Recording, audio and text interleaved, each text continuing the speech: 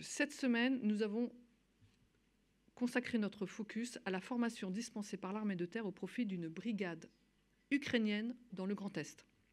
Le 24 février 2022, l'invasion de l'Ukraine par la Russie est devenue l'une des plus graves violations de l'ordre de sécurité européen depuis des décennies. Et face à cette agression injustifiable, la France soutient résolument depuis plus de 2 ans la nation ukrainienne. Ce soutien s'exprime dans de multiples domaines, humanitaires, diplomatiques, mais également militaires. Et la France fournit de façon continue un soutien adapté aux besoins exprimés par les forces armées ukrainiennes. Les armées françaises dispensent ainsi des formations complètes, cohérentes et adaptées, et elles s'effectuent dans un cadre structuré et mutualisé par la mission d'assistance militaire de l'Union européenne en soutien à l'Ukraine, EUMAM. La formation d'une brigade ukrainienne par la France sur son territoire illustre de nouveau cette détermination à soutenir de manière décisive les forces armées ukrainiennes. Et je n'entre pas plus dans le détail pour laisser maintenant la parole au général de division Damien Waller. Général, c'est à vous. Donc le général de division Damien Wallard, le sous-chef opération aéroterrestre de l'état-major de l'armée de terre, ici à Balard. Et je vais vous parler à 2 voix avec le colonel Vancina, qui est le chef d'état-major de la task force dans le Grand Est, qui assure concrètement cette action de formation qui va être en ligne. Mais d'abord, quelques images.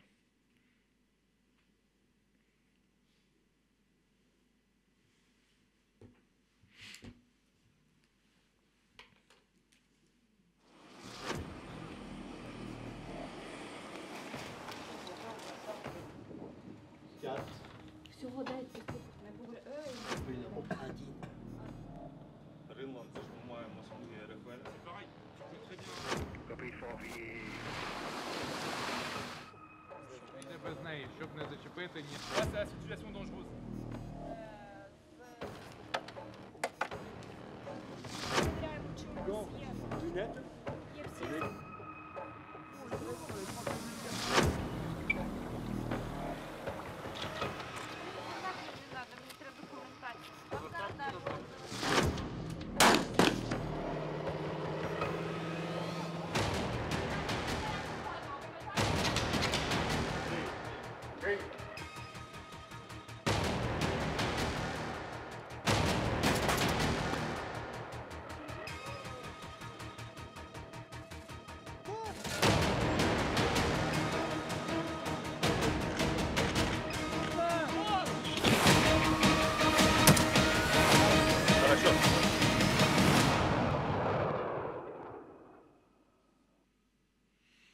Voilà quelques illustrations donc, de ce que nous faisons. Bon, comme cela a été annoncé par le président de la République le 6 juin dernier, la France s'est engagée à former et équiper une brigade des forces armées ukrainiennes sur son sol, une brigade dite de régénération. Donc sous l'autorité de l'état-major des armées, l'armée de terre, appuyée bien sûr par toutes les directions et services, et c'est important parce que c'est quand même une opération logistique d'envergure, a préparé cette mission ambitieuse pendant tout l'été, en pleine période des Jeux Olympiques, pour être au rendez-vous dès début octobre, donc dès la semaine dernière. Pour ça, nous sommes en lien permanent et direct avec notre partenaire ukrainien pour correspondre évidemment à son besoin. De quoi a-t-il besoin ? Donc cette formation, pour nous, c'est une continuité, c'est un pas en avant par rapport à tout ce qu'on fait déjà depuis le début du conflit, comme l'a dit Madame la directrice. Nous formons dans nos écoles spécialisées des stagiaires de différentes spécialités à haute valeur ajoutée, notamment par exemple le déminage, la logistique ou le secourisme de combat. Nous formons des compagnies d'infanterie en France déjà depuis quelques années, et puis nous formons en Pologne aussi dans le cadre de EUMAM des bataillons d'infanterie des forces armées ukrainiennes. Et tout ça, ce sont des unités cohérentes qui peuvent être engagées dans la foulée au combat. Nous sommes maintenant pour cette opération de formation de brigade qui est quand même un échelon important et un échelon supplémentaire, parce que c'est quand même ce qu'on appelle une grande unité dans notre vocabulaire.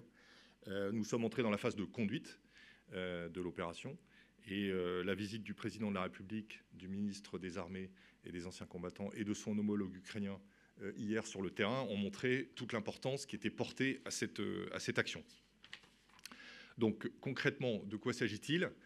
Nous formons pendant 2 mois, donc depuis début octobre jusqu'à fin novembre, près de 2000 soldats ukrainiens qui sont le cœur d'une brigade de régénération ukrainienne, que les Ukrainiens appellent la brigade Anne de Kiev, du nom d'une reine de France, épouse du roi Henri Ier, roi des Francs, au XIe siècle. Nous assurons quoi ? La formation technique d'abord, tactique du cœur des 3 bataillons d'infanterie de cette brigade, mais avec leurs appuis et leurs PC, leurs postes de commandement. J'y reviendrai notamment sur la partie formation des états-majors. Ça se passe donc dans des camps du Grand Est, du nord-est de la France. Et puis certaines formations sont délocalisées dans d'autres centres parce que les infrastructures s'y prêtent mieux, comme par exemple le tir-canon à la MX-10 RC. Pour faire ça, on a mobilisé 1500 soldats de l'armée de terre dans toutes les spécialités pour qu'on corresponde au mieux aux besoins qu'avaient exprimés les Ukrainiens. On a dédié des unités d'une brigade française pour faire ça, et même le général de la brigade française est présent aux côtés de son homologue ukrainien pour l'appuyer dans sa démarche de montée en puissance de sa brigade. Donc il est présent avec lui dans le Grand Est. Au-delà des instructeurs, donc je l'ai dit, de différentes spécialités, ce sont aussi des infrastructures, ce qu'on appelle les infrastructures de préparation opérationnelle qu'on a mis à disposition des forces armées ukrainiennes, qui sont nos infrastructures du meilleur standard. On en a aussi construit pour eux, dans le mois qui vient de se passer, avec notamment nos unités de génie travaux, des réseaux de tranchées, des points d'appui de compagnie qui ont été faits avec les spécifications de notre partenaire. Ils nous ont demandé exactement ce qu'ils voulaient pour qu'on puisse les entraîner dans les situations la plus concrètes possible, c'est-à-dire ce qu'ils vont retrouver sur le champ de bataille. Donc on a fait ça aussi. Et donc on leur met à disposition ces travaux qui sont nouveaux, et puis nos champs de tir de tout calibre. Le ministre des Armées a pu hier assister à une démonstration de tir de tout calibre, y compris d'artillerie de canon César sur les pas de tir qui sont mis à disposition, les villages de combat, les pôles explosifs, enfin bref, tout ce qu'on a de mieux en termes d'infrastructure de préparation opérationnelle. Ensuite, un autre point clé, c'est que cette brigade, c'est un coup complet. C'est une approche globale, intégrée, c'est-à-dire qu'ils s'entraînent sur les matériels qu'on leur cède et avec lesquels ils vont aller au combat. Et donc, c'est complet, c'est-à-dire qu'on leur apprend d'abord à se servir du matériel, c'est la première phase, mais le colonel Fonseca y reviendra.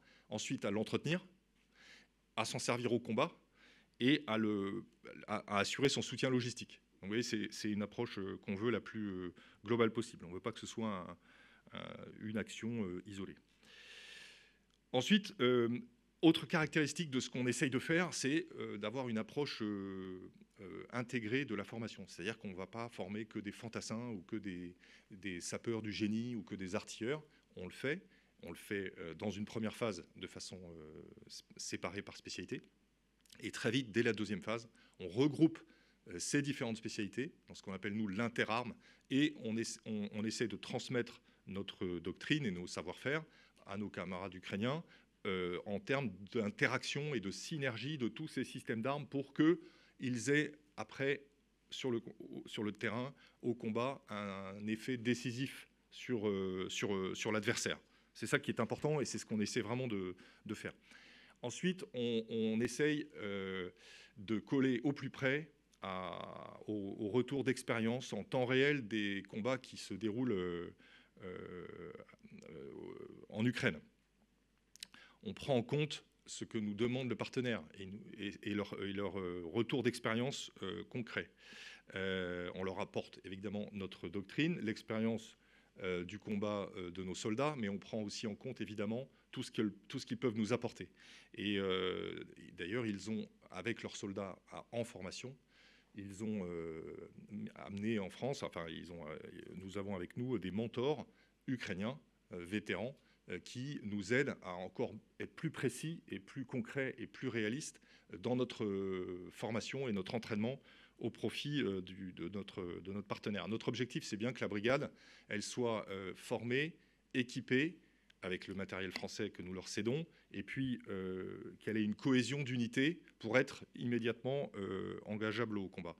Et enfin, et c'est mon dernier point, pour faire tout ça et pour vérifier tout ça et que ce soit concret, on monte des exercices avec eux, c'est-à-dire que c'est eux qui nous disent le scénario, on voudrait plutôt comme ça pour que ce soit plus réaliste. On monte des exercices avec eux à tous les niveaux, c'est-à-dire au niveau de la compagnie, on sait faire parce que c'est ce qu'on fait déjà en France.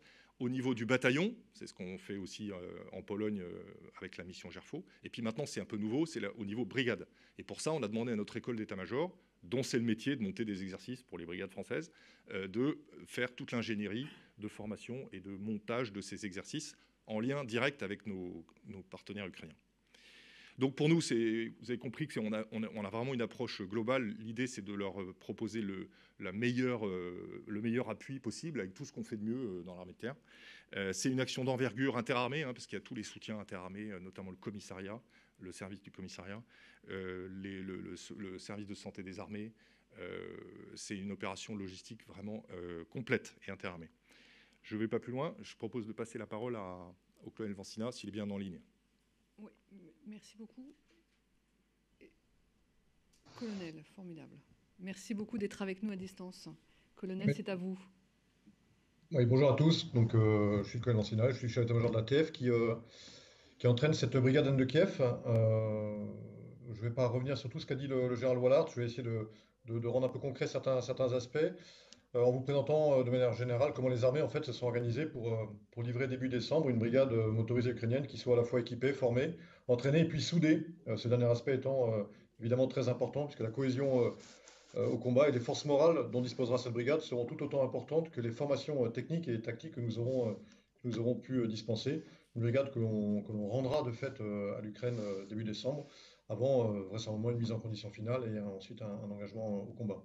Alors, les préparatifs qui ont été menés en amont visaient à répondre à 4 enjeux initialement.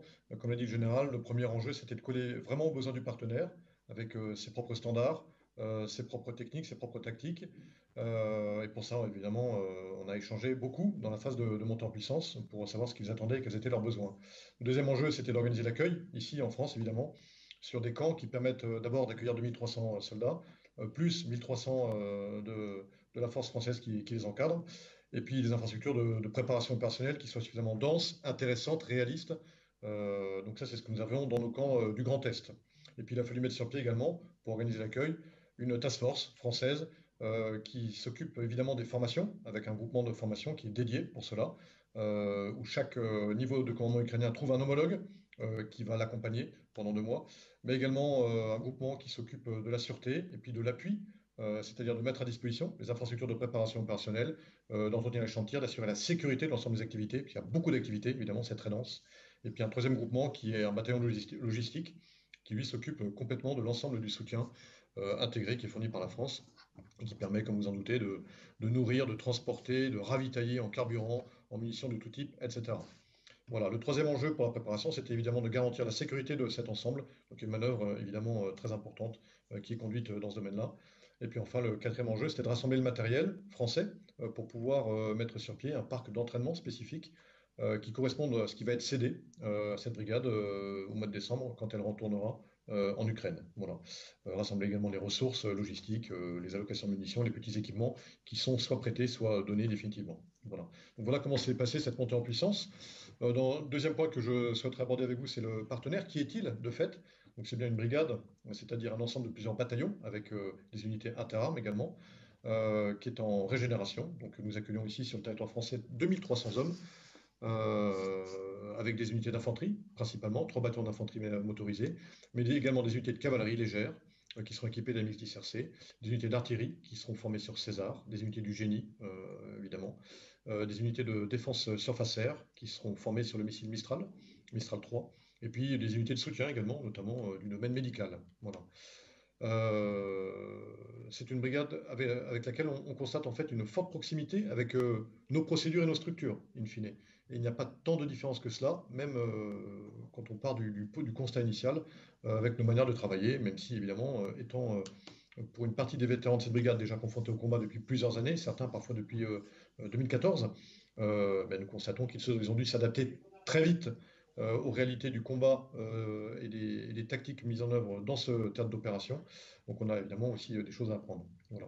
C'est aussi une brigade dont le personnel fait preuve d'une très grande motivation, que l'on a ressenti d'emblée, dès leur arrivée, et une capacité de progression très importante, puisque après la phase d'observation initiale, où on commence ses premiers cours sans trop savoir exactement quel est le niveau, on se rend compte qu'ils progressent très vite dans tous les stages que nous proposons. Donc ça permet d'aborder le troisième point, c'est le contenu de la formation. Trois principes dans cette formation.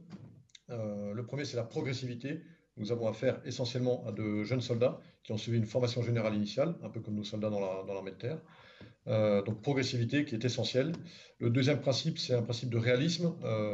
Donc comme l'a dit le général de division Wallart, nous faisons un effort dans l'ensemble de la simulation qui est autour de la formation. Et nous avons aussi créé de nouvelles infrastructures de préparation opérationnelle, notamment une zone complète qu'on appelle un hameau défensif, avec plus de 600 mètres de tranchées qui ont été creusées, aménagées, avec des postes de combat souterrains, des postes de commandement enterrés, voilà, et qui permettent d'essayer de ressembler du mieux possible à ce que trouvera cette brigade ukrainienne quand elle arrivera sur le front à l'est de l'Ukraine.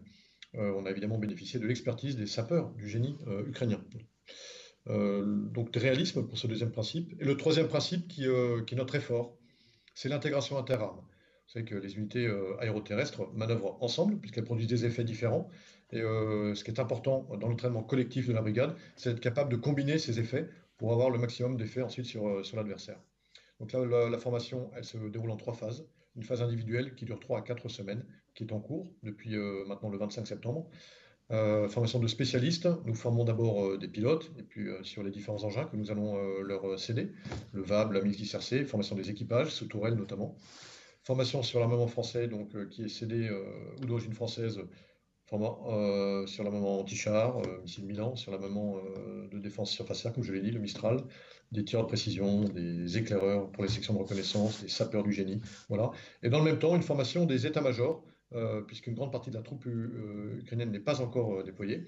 Formation des états-majors qui sont, hormis les stages individuels, seuls, et donc on a du temps avec eux pour faire des révisions tactiques, des révisions de procédures tactiques, de conception d'ordre, de conception de manœuvres sur carte, et qui permettent ensuite de les faire monter en gamme alors qu'ils sont encore au calme. Voilà. L'entraînement collectif débutera dans quelques temps, après l'arrivée de la deuxième partie, c'est-à-dire du gros des troupes qui ont été formées initialement en Ukraine. Et cet entraînement collectif, cette deuxième phase, visera à monter en gamme progressivement du groupe de combat de 10 hommes jusqu'au niveau du bataillon, 700 hommes qui manœuvrent ensemble. Et donc, il y aura évidemment, ce sera évidemment un peu le cœur de la formation.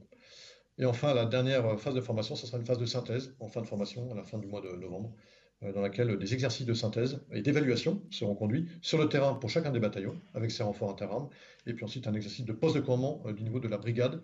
Donc le commandant de brigade sera évalué avec son état-major son poste de commandement par la direction d'exercice ukrainienne. Voilà, donc c'est bien un coup complet qu'on l'on livrera, comme l'a dit le général de division Wallart, et qui, comme vous l'imaginez, mobilise un très grand nombre de ressources de formateurs français, voilà, dans des domaines très variés, qui sont issus de nos unités opérationnelles aéroterrestres, mais aussi de nombreux services interarmés, et puis bien sûr de nos écoles de formation également, comme l'école d'état-major. Voilà. En synthèse, et pour terminer ce propos, il s'agit d'une programmation ambitieuse, comme vous pouvez l'imaginer, en 2 mois. Moi, ce que je constate sur le terrain, c'est que le partenaire répond présent, très clairement, avec une motivation incroyable, visible, très concrètement sur le terrain.